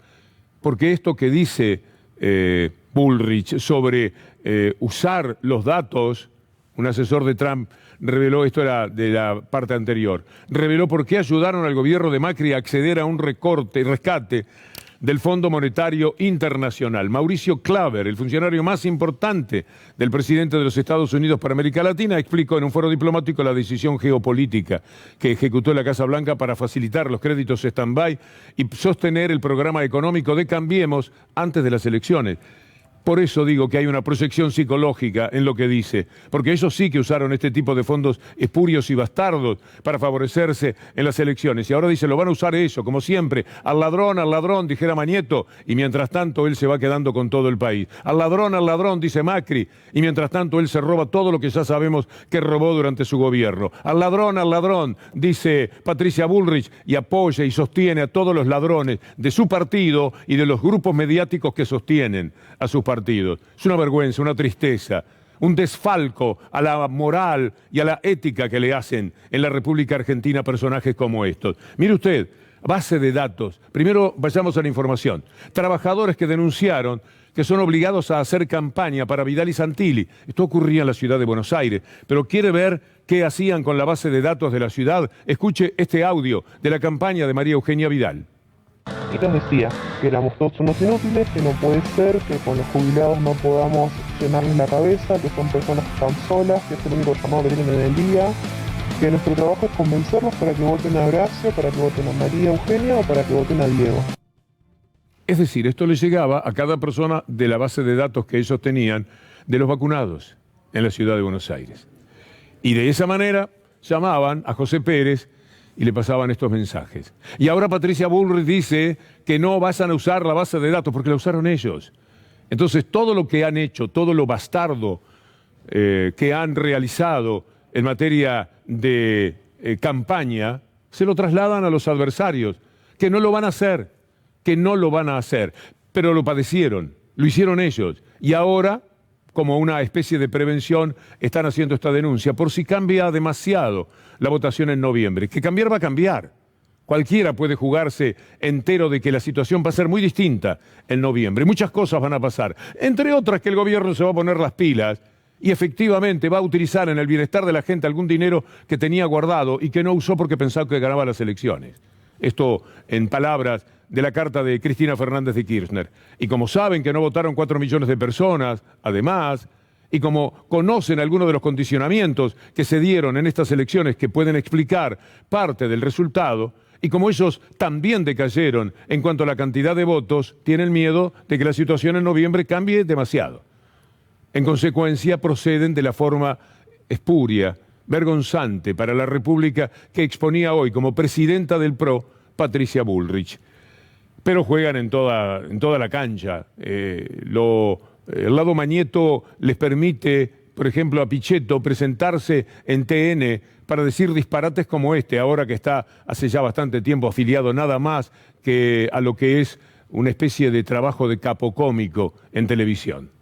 En primer lugar hay que analizar la derrota, y la derrota, la verdad que la reacción fue muy mala, puso en jaque la estabilidad del gobierno y también, por qué no decirle, de las instituciones de la Argentina. Puso en jaque la estabilidad del gobierno y también, por qué no decirle, de las instituciones de la Argentina. Y creo que se autoinflige un daño muy fuerte el gobierno. Personaje, hay que tomarlo como tal. La verdad es que nosotros deberíamos estar agradecidos, porque los medios nos nutrimos muchísimo de Pichetto y ahora va a ver lo que viene de Carrió, que no tiene desperdicio ciertamente. Pero acompáñanos ahora con Larreta hablando en inglés, cosa que le da placer, porque está explicando al norte qué es lo que económicamente significa lo que pasó en la Argentina en las elecciones. Y él va a decir que, votando como votaron por el mercado, sin embargo, Ignacio de Mendiguren aparecerá después para decirle que no fue así, que hicieron todo lo contrario en relación al mercado y las inversiones. Besides being mayor of Buenos Aires, I'm part of the opposition party in Argentina. So, I mean, the good thing is we just won the midterm election, so you can foresee a change for a more, let's say, market-oriented economy. I mean, the good thing is we just won the midterm election, so you can foresee a change for a more, let's say, market-oriented economy. Today, the economy it's very closed. It has a lot of regulation, and it's not working. It's not working. Es un gobierno, digamos, que vino a ser pro-mercado, ¿correcto? Parecía pro-mercado. Sí. Récord de caída de inversiones, récord de fuga de capitales, récord de endeudamiento. Eso fue pro-mercado. El mercado le salió corriendo. Cuando Macri vino el 1 de marzo del 2018 al Congreso, 5 veces en un discurso, ya llevaba 2 de gobierno, no es que no sabía, dijo, lo peor ya ha pasado. Habló del crecimiento invisible, sí, ¿o me no? acuerdo. No, sí. Y a los 4 meses le explotó la Argentina. Pero tenemos amnesia, perdón. Cuando yo los escucho, sinceramente, es como que el gordo Valor me enseñe catecismo. Es rarísimo, sinceramente.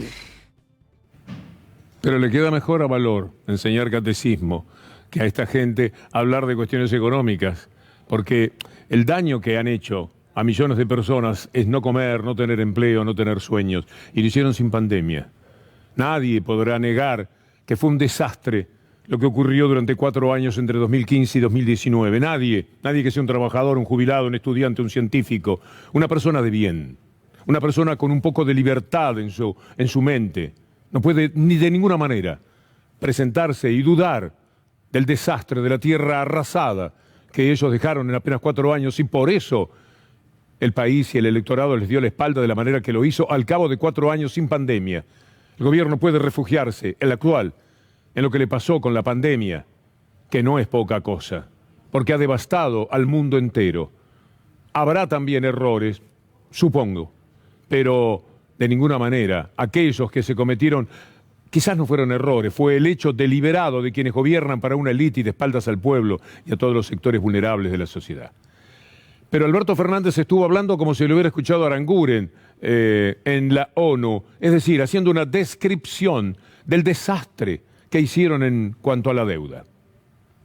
Menciono este tema de la deuda externa con particular dolor desde Argentina, un país que ha sido sometido a un endeudamiento tóxico e irresponsable con el Fondo Monetario Internacional. Para que el mundo tenga una idea de la magnitud de este deudicidio, quiero mencionar una cifra. Los recursos aprobados por el Fondo Monetario Internacional a la Argentina en esta deuda insostenible fueron de 57.000 millones de dólares. El equivalente a todo lo que el organismo desembolsó en los años de la pandemia con destino a 85 países del mundo. Es increíble, la descripción tan solo. Pone los pelos de punta, eso hicieron. Y todavía tienen el tupé de hablar porque naturalmente tienen detrás todo lo que los banca. Anoche Edgardo Moca, lo vamos a ver después a nuestro colega, preguntaba, ¿quién la banca a Carrió? para decir tantas falsedades, para ir siempre por el lado de la mentira? ¿Cómo es posible? ¿Es gratis mentir?, se preguntaba, y 1000 veces nosotros hemos intentado formular el mismo cuestionamiento. ¿Puede ser que el mundo siga andando como si tal cosa después de mentiras como esta que vamos a escuchar de Elisa Carrió? ¿Puede ser que sea tan gratis, que después sale caminando y saludando gente y toda la vida parece que le tiraran flores, o por lo menos ella siente eso desde los balcones, cuando en realidad lo que ha hecho siempre es mentir, falsear, encarnizarse con toda figura pública que a ella no le gusta o que necesita tener enfrente para poder hacer su campaña política? Miren lo que dijo ahora. Que Alberto no maneja la ira. ¿Alberto también? No, no maneja. Y no maneja y tiene una cierta vida privada que no ayuda a que esté lúcido, ¿no? De la que no quiero hablar, pero uno tiene que estar lúcido. Yo recuerdo en la época... Que duerme poco. Sí, se duerme poco, se toma, a veces se toman... ¿Se entiende? No estoy hablando de Alberto. Lo que yo vi en otros gobiernos es que el estrés lo sobrepasa, y que cuando el estrés lo sobrepasa, a lo mejor es un whisky, no estoy hablando de Alberto, vuelvo a insistir, pero es un whisky, es un Alplax, es esto, es lo otro. Entonces, al otro día no tenés claridad mental para dirigir. Por Dios. Bueno, esta es una de las acusaciones, la otra es más grave, que es partícipe necesario del asesinato, como ella dice, del suicidado Nisman. Pueden llegar a cualquier cosa. Y Aníbal Fernández hoy respondió. Si a vos te dicen que tenés que ver con la muerte de Nisman, que por otro lado creo que a esta altura del partido ya nadie duda de que se suicidó, que lo saque así, te lo ponga y te lo tire en la cara como si fuese un arma arrojadiza, da bronca. Él se suicida en el 18 de enero, si yo no me equivoco. Yo asumí el 26 de febrero, es decir, ¿qué tengo que ver? Es decir, ella inventa los tiempos y las formas y los plazos para enchastrarte. Y esa es la costumbre que ha tenido ella, una mujer sucia en todo el sentido. Esas son las cosas que ha utilizado para poder progresar en la política, porque seguramente tiene alguien que consume lo que ella hace. Es esto, va a ser esto. Pero guarda que todos estos personajes, Bernie, Aníbal Fernández, están ligados al hecho, al asesinato más terrible en la historia de la República, que es el asesinato del fiscal Nisman. Bernie, Aníbal Fernández, están ligados al hecho, al asesinato más terrible en la historia de la República, que es el asesinato del fiscal Nisman. Quien controla la federal desde siempre es Aníbal. Ahora, antes de matar a Nisman, es decir, estaba programada el asesinato de Nisman, antes de matar a Nisman, es decir, estaba programada el asesinato de Nisman, ¿quién asume como jefe de gabinete? Aníbal Fernández. Diciembre. Porque él va a hacer el trabajo de matar al muerto, digamos, de culpar al muerto.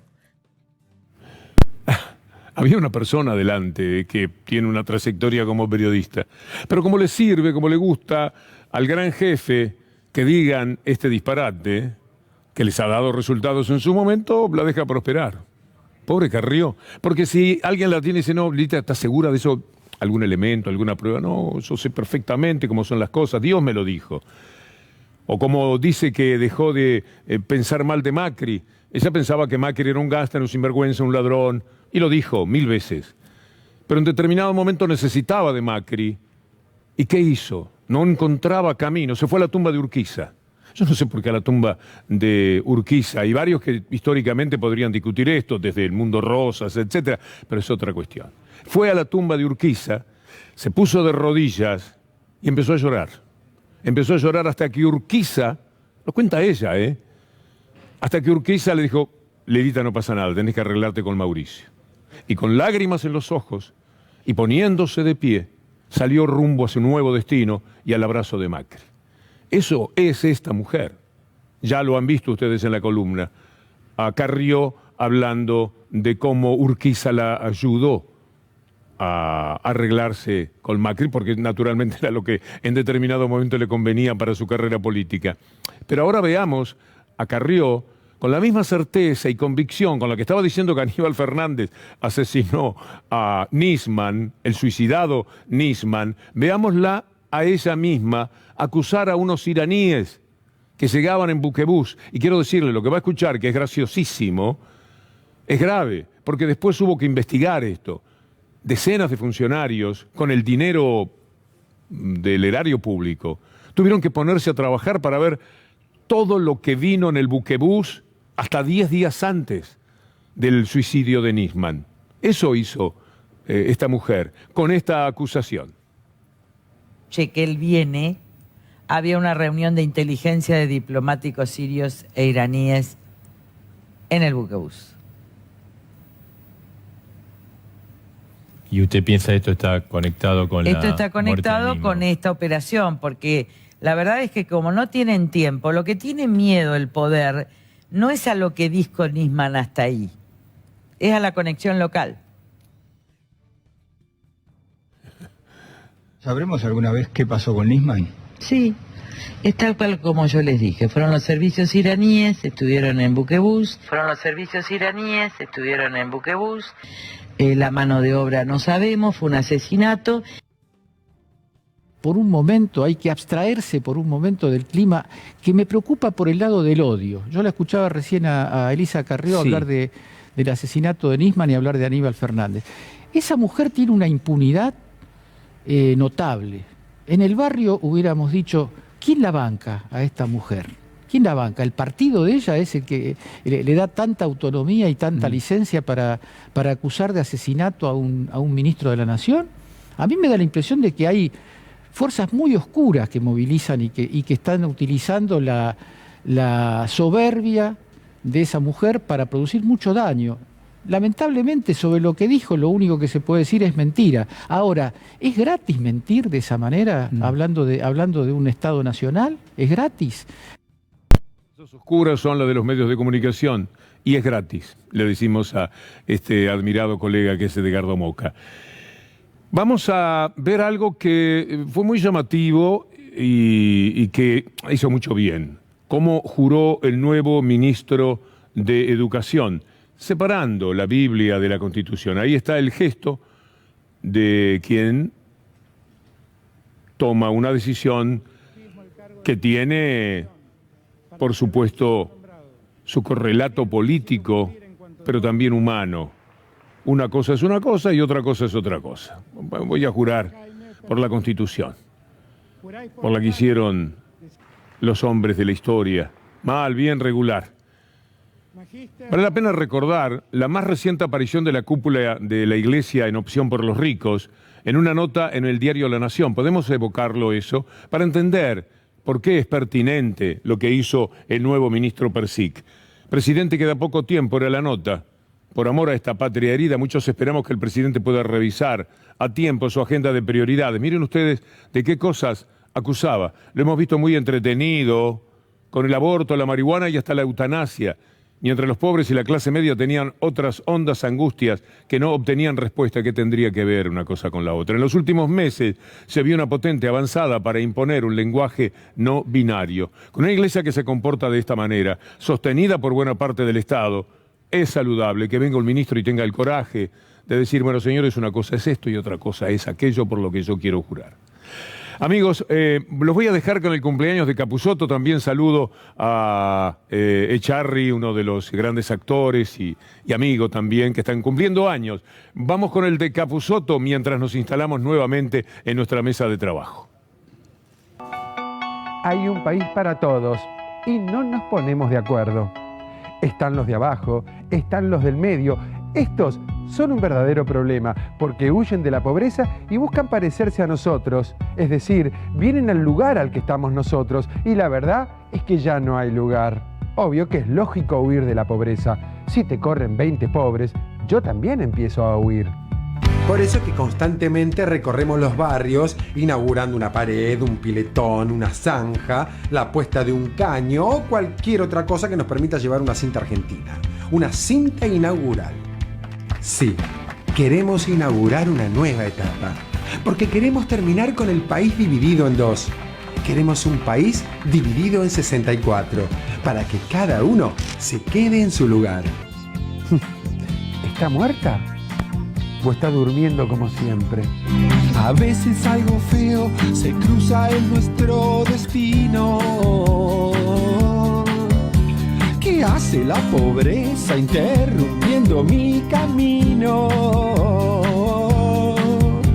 Me puede conmover, me puede hacer dudar, pero se me hace tarde para llegar a un lugar.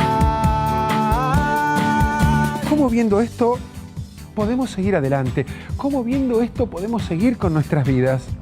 Muy fácil. Saltando. ¡Hop! Salta sobre el pobre, salta el carenciado, salta ese que duerme, salta al niño o al anciano. Salta sobre el pobre, salta, está dormido, salta que saltar siempre es divertido. Eleva tu mente, no mires hacia abajo, si hay un pobre en tu camino, saltar es tu atajo. Señor Capusotto, amigo Pablo Echarri, feliz cumpleaños.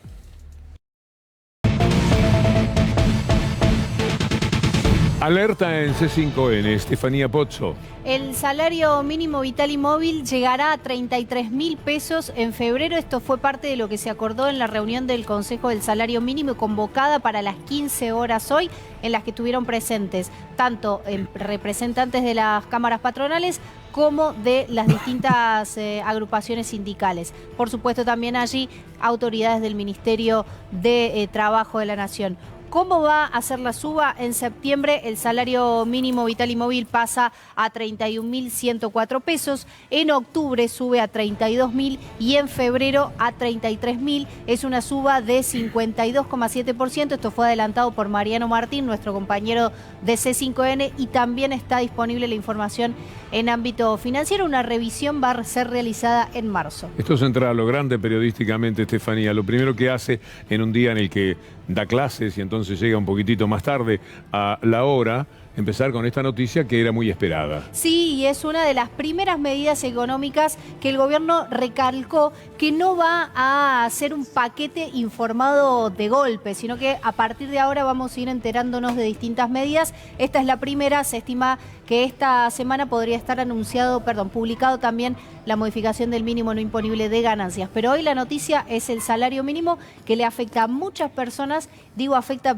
positivamente porque también arrastra la remuneración de, por ejemplo, el potenciar trabajo. Novedades en la causa de espionaje. El Colegio Público de Abogados acaba de recusar a los jueces de la Cámara Federal, Pablo Bertuzzi y Mariano Llorens.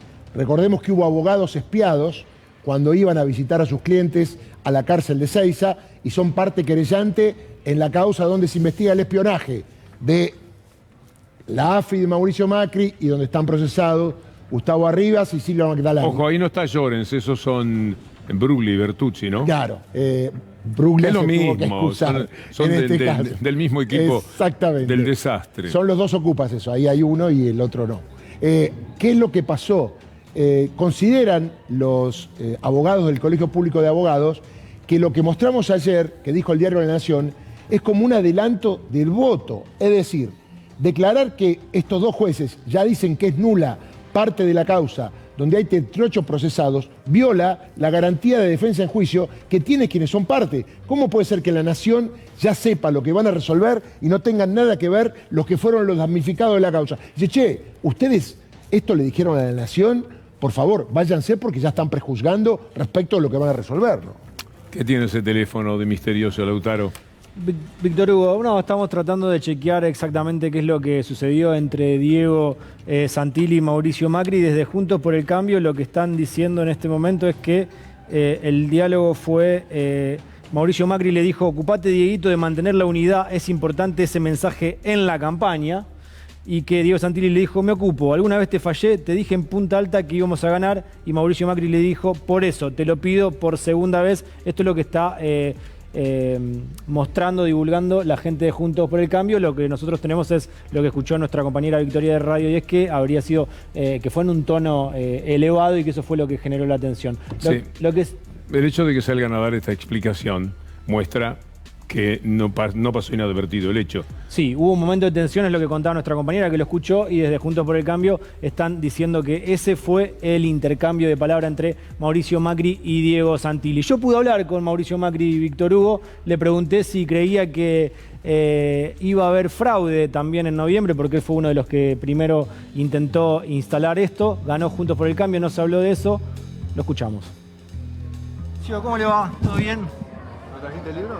No, justo hoy, ¿me lo hubiese firmado? Justo hoy. No. Mauricio, una pregunta simplemente. Usted había alertado por la posibilidad de fraude. ¿Sigue considerándolo? ¿Sigue considerando la posibilidad de que pueda haber fraude, Mauricio? No me trajiste el libro. ¿Pero me lo vas a firmar? Gonzalo. Bueno, desviando la pregunta, el expresidente Mauricio Macri, ahora Víctor Hugo, Darío, lo seguía a todos lados con el libro, esta vez justo no lo llevé, creo que hubiese sido el momento, y fui con un gran compañero camarógrafo que es Mariano Perrino. En un momento Mariano Perrino vio que Mauricio Macri estaba haciendo unas anotaciones. ¿Qué hizo Mariano Perrino cuando Mauricio Macri se levantó a sacar la foto? Fue a ver qué anotó Mauricio Macri. Las anotaciones de Mauricio Macri. Así comenzó a escribir en un papelito, parecía que estaba muy concentrado. Bueno, para hacer un dibujito... Bueno, nuestro ex compañero Leandro Gabriele me dijo, fíjate que debe estar haciendo un dibujito por cómo agarra la lapicera, y nos dio la duda, y ahora ya vamos a ver el instante en que Mauricio Macri se va y Mariano Perrino pudo captar. Ahí tiene, acompañar a la gente, primero anota la fecha, 2023, pandemia, economía destrozada, movilización pacífica y agradecimientos. Tuvo que anotar que hay que agradecer sobre el final. Tiene que anotar, agradecer, está bien. Es una descripción de Macri. Tiene buena letra. Tiene buena letra, poca memoria, evidentemente, porque... Ojo que ahí dice 2023, 2023, sí. Hablar del 2023. Dato, Hablar del 2023. Lo primero, 14 de noviembre del 2021, tenía que hacer referencia a eso. Tenemos que seguir trabajando seriamente para el 14 de noviembre, pero siempre con la mirada puesta en el 2023, acompañando a la gente, teniendo en cuenta que salimos de una pandemia en la que se hizo todo mal y la gente lo ha sufrido muchísimo, una economía destrozada, la que han dejado, a diferencia de la nuestra, que quedó en situación extraordinaria en el 2019, y hay que tener una movilización permanente. ¿Qué dice ahí? Institucionalidad. Algo de lo que habla siempre Juntos por el Cambio, recordemos. Pacífica. Sí. No, dice movilización pacífica y abajo dice institucionalidad. Cuando la parte de agradecimiento levanta la cara y dice, y por todo esto, por lo del 2023, por haber salido así de la pandemia, etcétera, les quiero decir gracias a todo el pueblo argentino. Me gusta. Muchísimas gracias.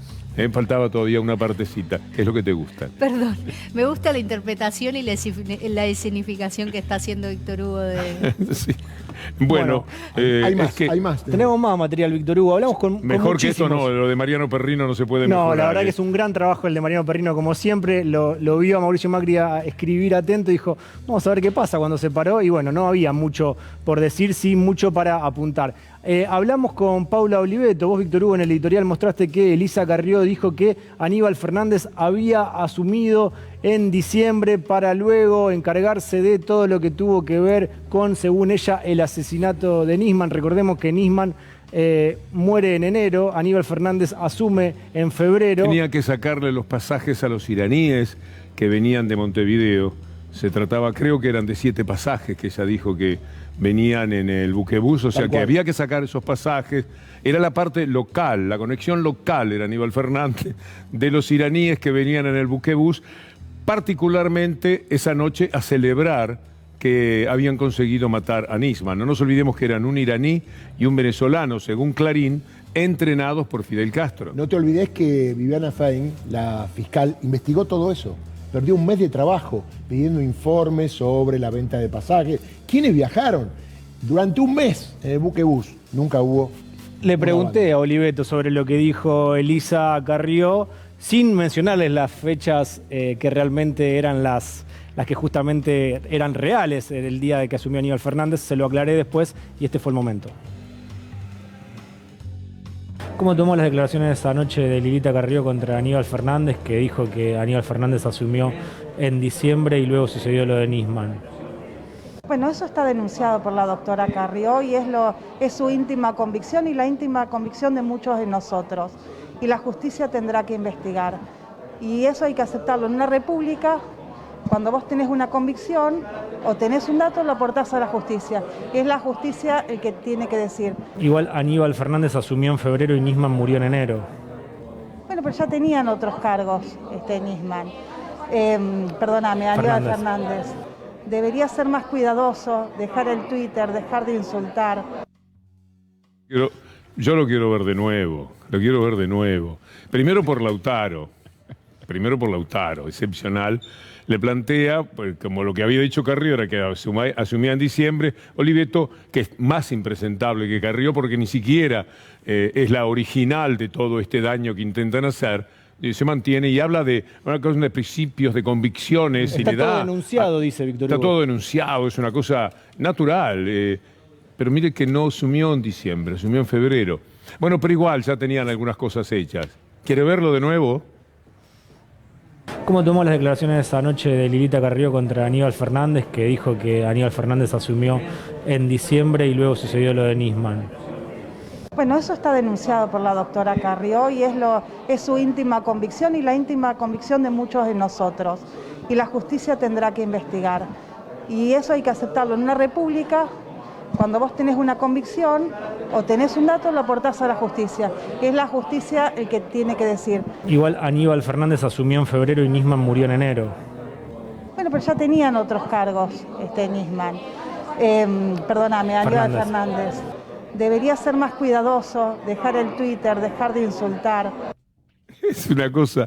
Ahí está la desmentida, Víctor Hugo. Aníbal Fernández juró otra vez como jefe de gabinete y Guado de Pedro asumió como secretario de presidencia 26 de febrero del 2015. Todo lo contrario a lo que decía Elisa Carrió, que había asumido en diciembre para organizar el asesinato, según ella, del fiscal Nisman. A ver, quiero recordar algo.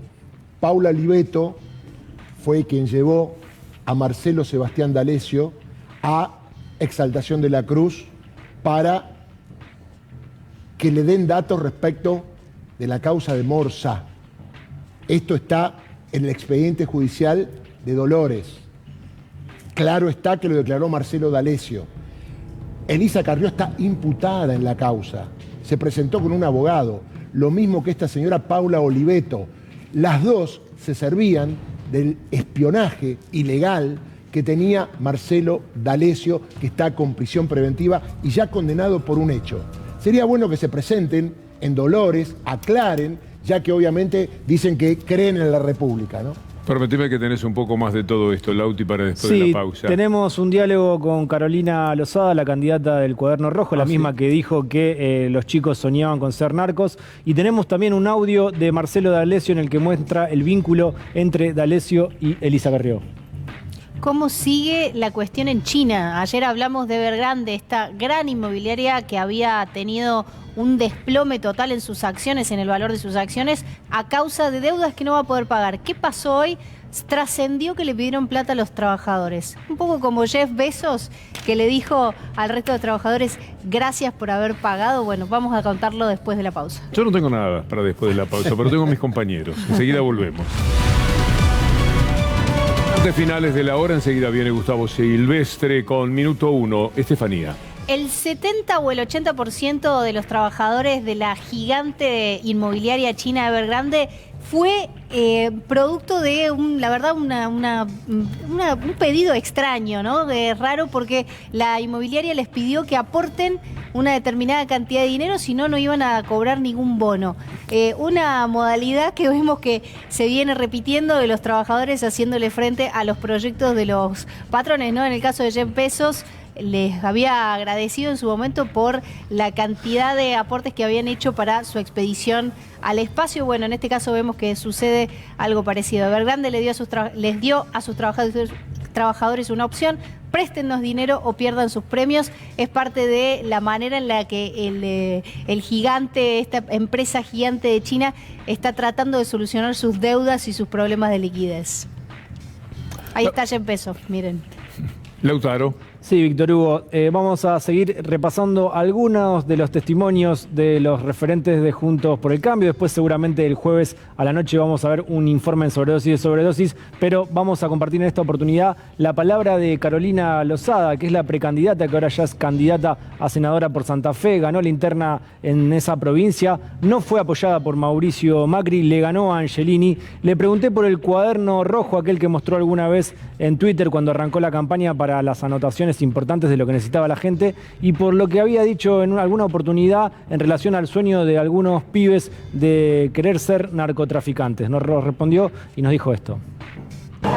Carolina, ¿puedo hacer unas preguntitas breves? Sí. Felicitaciones por las elecciones. Gracias. Cuando arrancó la campaña y pusiste un tuit con un cuaderno rojo para las anotaciones importantes de las necesidades de la gente, ¿qué pudiste anotar en ese cuaderno?